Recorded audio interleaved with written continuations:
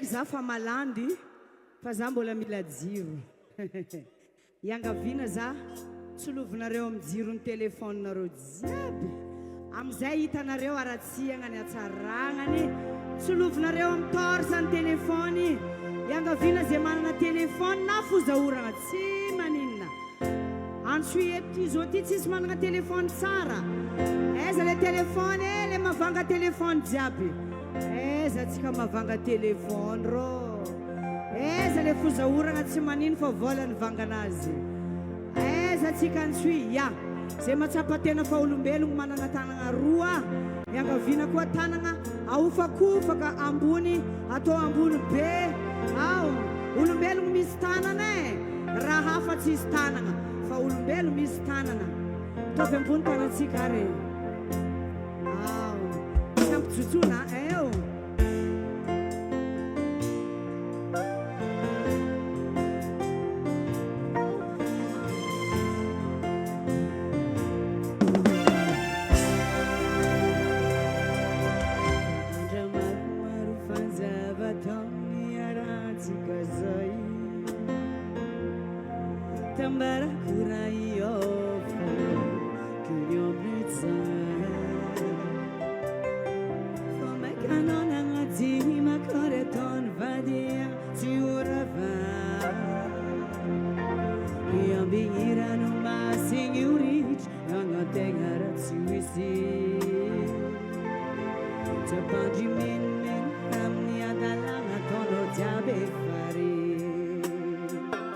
Esa le tanatsika teo aya tanatsika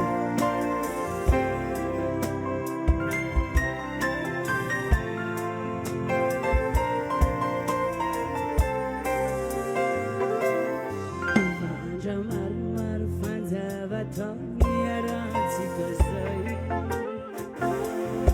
Stambara io kinameza